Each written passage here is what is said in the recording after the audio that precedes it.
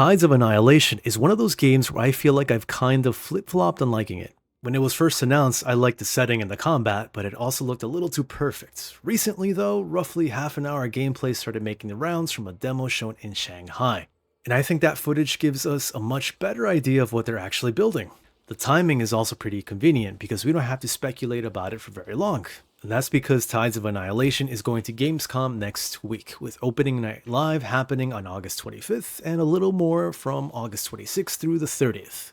Eclipse Glow is bringing a playable build too, so we're about to get impressions from people who've actually had time with the combat instead of just shiny trailer footage. That recent footage though, it's already caused a bit of discussion because Gwendolyn looks very different from the character we originally saw. And well, I think most of us know about the issues with Jennifer English having stepped away from the role, and also a bit controversial with some of the censorship and the kind of changes we've seen happen so much around games coming from Asian studios nowadays.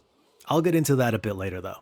What I found much more useful about this gameplay was seeing how the game actually moves when somebody is exploring an area and fighting regular enemies, or even once they get into longer boss encounters. I still got plenty of questions, especially around how much control the night system gives you, but I'm much more interested in Tides now than I was when we only had reveal footage. And a lot of that comes down to how Eclipse Glow is handling Gwendolyn herself. The whole game seems to have been built around her having a bunch of movesets. But first, a quick recap. Tides is the first game from Eclipse Glow Games, a studio based in Chengdu, and they're starting with a pretty ambitious project. The game takes Arthurian legend and moves it into a version of modern London that's been torn apart by an invasion from another realm. Gwendolyn is the city's last surviving inhabitant, according to the official description, and her story involves trying to save her family while also figuring out what happened to London and how all of this connects to the Arthurian world and yada yada yada. I like the choice of London because they can use things we already recognize as a reference point for all the stranger stuff happening around them. You can have normal streets through modern buildings and then look around the corner and see some enormous medieval structure that has no business being there. We've seen games mix modern cities with fantasy before, although this one has a very different look from something like Final Fantasy XIV, for instance, where the modern influence came mostly through roads, cars, and towns that still belong to the same world. Tides feels like two places that have physically collided with each other, so you get sections of London that still look reasonably intact sitting next to old-timey castles from Avalon. The Arthurian influence also goes further than having a sword called Excalibur somewhere in the story, as the combat is built around the Knights of the Round Table, with us eventually getting to use all 10 legendary knights with all sorts of different abilities, I hope. And you can see a lot of that in the latest footage. The knights seem to be woven into your bread and butter combat. The easiest mistake to make when watching Tides is probably assuming the knights themselves are just NPC companions that appear next to her and help her fight. But it actually looks like you can call each one of them into your own combos and use their abilities kind of like combo extenders. If you think about how summons work in Elden Ring, for example, once you bring a Spirit Ash into the fight, it becomes another character doing its own thing. It can pull aggro and create openings for you, although you're still fighting with the same character you had before you summoned it. Tides seems much more interested in making the knights part of what Gwendolyn can do at any given moment. We already know there are more than 10 knights in the full game, and we've seen characters such as Sir Lamorak appearing directly during attacks. Each knight has its own abilities, so it looks like you'll be using each knight's assist to keep combat going. That's where I want Gamescom impressions to go into more detail, because the longer Shanghai footage looks very smooth and I still can't tell exactly how much the player is doing during some of those sequences. There are times when Gwendolyn attacks, a knight comes in, and the whole thing continues without much interruption. If all of that is being controlled through separate inputs with enough freedom to decide when you bring each knight into the combo, I can see myself spending a lot of time playing around with different combinations. Neo 2 comes to mind. At the beginning, you're thinking about weapon stances and key pulls separately. Then you start using yokai abilities between attacks, and the combat becomes much more fluid because you're not mentally stopping to think about each singular mechanic. I don't expect this to work exactly like Neo, although I'd like the knight system to reach that point where using one becomes part of how I naturally fight. The actual feel of her attacks will be just as important because the knights can't carry the whole combat system by themselves. She moves quickly and can parry, dodge, has some fairly long attack strings. It looks like she's a bit of an infighter, which is usually what I prefer in these types of games. I enjoy Souls combat, but there are bosses where you spend a large part of the fight waiting for a long attack sequence to end before you're allowed to do anything again. Tides looks more comfortable with letting Gwendolyn stay involved while the boss is attacking.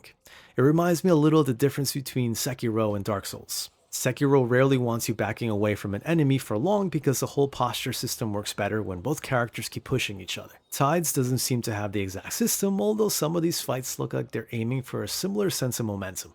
I do wonder how readable the combat will be once you start unlocking more knights. The effects are already pretty heavy, and when an 8-foot knight ghost suddenly pops up next to Gwendolyn while a boss is doing a Final Fantasy attack, there's a lot happening in the same part of the screen. This is also why I'm less interested in whether the combat looks flashy than I am in whether the knights have enough mechanical differences between them. Devil May Cry 5 can throw ridiculous effects all over the screen, but when you're playing Dante, you still understand why you're switching weapons, because each one gives you a specific option to keep the combo going. Tides needs some of that clarity if it's going to have all those knights stepping in every 5 seconds during combat. If I end up finding 2 or 3 that work for me and never have any reason to touch the others, then having such a big roster won't mean much. The more interesting possibility is that certain knights work better with different playstyles, or that I might swap somebody out because a boss is giving me trouble and another knight has an ability that helps with that particular fight. Or maybe if a knight has some sort of story beat with the boss you're fighting. We haven't seen enough to know how deep it goes, although the basic idea is much easier to understand now than it was when the game was first announced. The Colossal Knights were probably the first thing in Tides that grabbed my attention when the game was revealed. These enormous knights are spread throughout Greater London, and according to the developers, they're part of the world itself. You can climb them and enter areas inside them. Shadow of the Colossus is obviously going to come up whenever a game lets you climb something the size of a building. Although Tides seems to be taking the idea in a different direction because there is still an entire action-adventure game happening around them. I'm curious about how much time you actually spend on one of these knights and how much freedom you have while exploring them. It gives you a good sense of their size because London provides a reference for everything around it. Also, London is full of Londonian things, lots of recognizable landmarks sitting in the background, mixed with a really distinct medieval world. It really pops to the eyes. Well, at least to my eyes.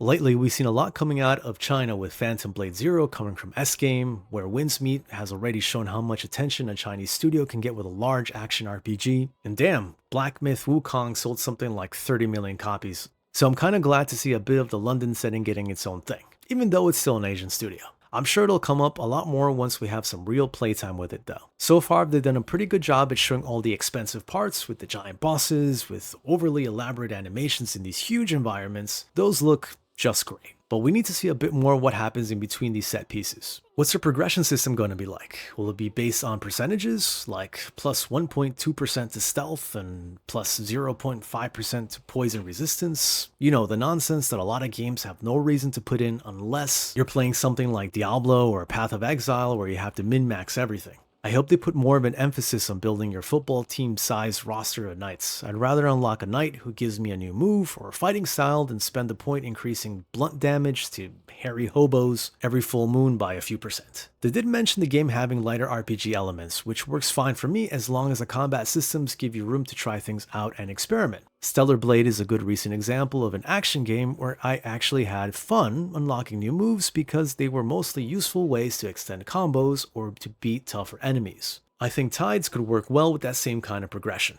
Not everything has to look like Dark Souls 2. And then, well, there's a more recent issue with Gwendolyn herself. Jennifer English was originally playing the character, but she stepped away from the role earlier this summer because she broke up with her girlfriend who was working on the game, or something like that. Somehow that meant she couldn't do it anymore. Anyways, she apparently is still involved with the project as an advisor and also helped Eclipse Glow find a replacement. Now, the Shanghai footage already showed some of these changes with Gwendolyn's face looking different. Now, I think the character model is still pretty good, but now it looks kind of like one of those generic Chinese or Korean MMOs. Kind of lost its spark if you ask me. There's also a bit of speculation that Angela Santalbano will be taking over her role. She played Grace Ashcroft in Resident Evil Requiem. So maybe the change is either a placeholder or it's modeled a bit more towards her now. I don't really know. But a lot of people tend to think they did the whole woke switcheroo and made her less attractive due to Western meddling. I gotta be honest though, she definitely looked better in the previous style. I just hope the dreaded Western HR team hasn't gotten to them. Either way, development changes happen.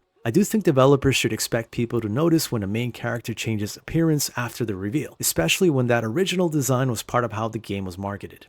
They should really explain a bit of their thought process behind the changes if the Gamescom build has the same changes. People are also complaining about the boobs. There used to be boobs, now there aren't boobs. Again, Western pandering for people that aren't even going to buy the game. I guess we'll see how it's changed at opening night live on August 25th. Lots of people will finally get their grubby little hands on it. I'm mainly interested in what people say after they finish the demo, because that's where some of the things we've been guessing about become much easier to answer. Combat responsiveness is probably the biggest one for me. Watching a video at 60 FPS doesn't tell me how quickly Gwendolyn responds when you parry or how natural it feels to bring a knight into the middle of an attack. And performance, I mean, that'll also be worth watching as well, because the game is running on Unreal Engine 5, and we know what happens with Unreal Engine 5 games. On the plus side, they did announce a sort of technical collaboration with Nvidia earlier this year, so the PC version has clearly been a focus during development. But I also want to see how the console build handles these larger fights, because Tides is coming to basically everything except the Switch 2, for